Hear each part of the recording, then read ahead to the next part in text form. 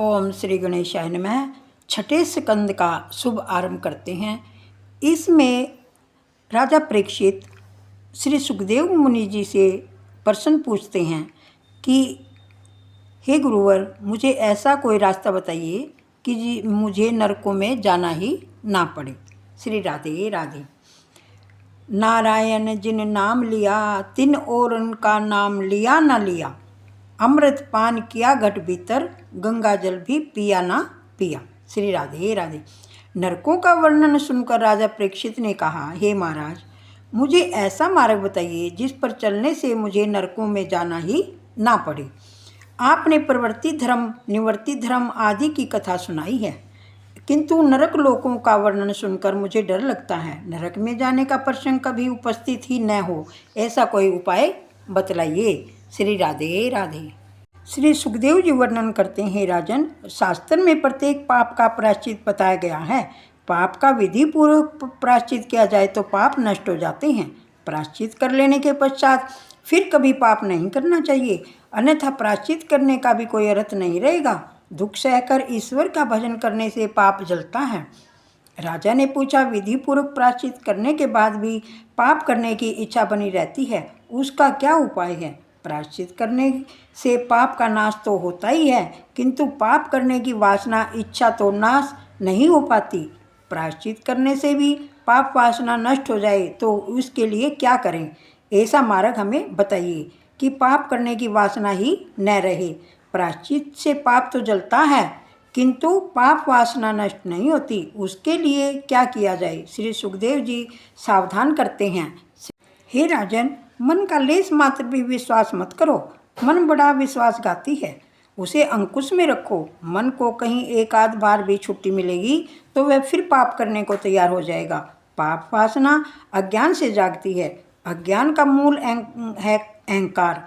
जो व्यक्ति श्री कृष्ण भगवान को प्राण अर्पण करता है, उसकी पाप करने की इच्छा नहीं होती, उसका अहंकार नष्ट हो जाता है। तप अर्थात मन और इंद्रियों की एकाग्रता। ब्रह्मचर्य सम अर्थात मन का नियम। दम बाह्य इंद्रियों का नियम। मन की स्थिरता, दान, सत्य, सोच, यम, नियम आदि से पाप की वासना नष्ट होती है।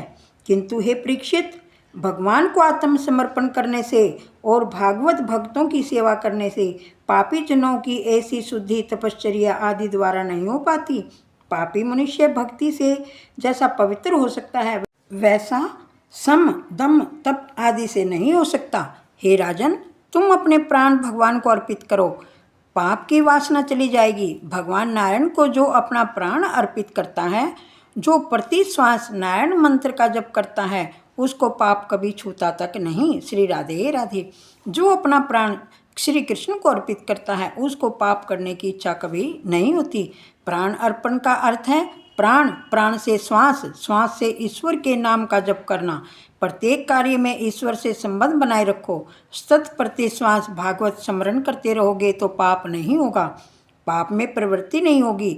गीता में कहा गया है कि प्रथम भगवान का स्मरण करो और फिर सारे संसार का कार्य करो। श्री राधे राधे।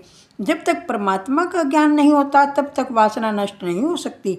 अज्ञान में वासना का जन्म है। ईश्वर और जगत के स्वरूप का ज्ञान होने पर ही वासना विनष्ट होती है। श्री राधे राधे।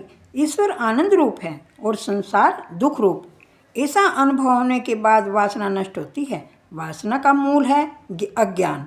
अज्ञान के नाश होने से ज्ञान होता है, ज्ञान से अज्ञान का नाश होता है।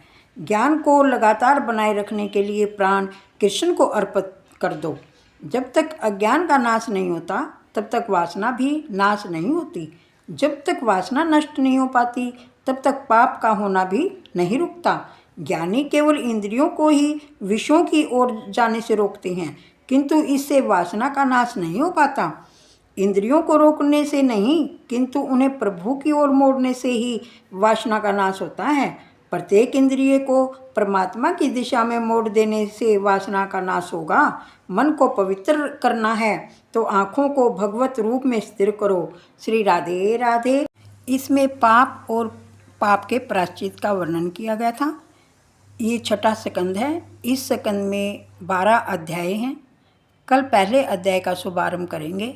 श्री राधे राधे सबको। श्रीमन नारायणी नारायणी हरि हरि भज मन नारायणी नारायणी हरि हरि।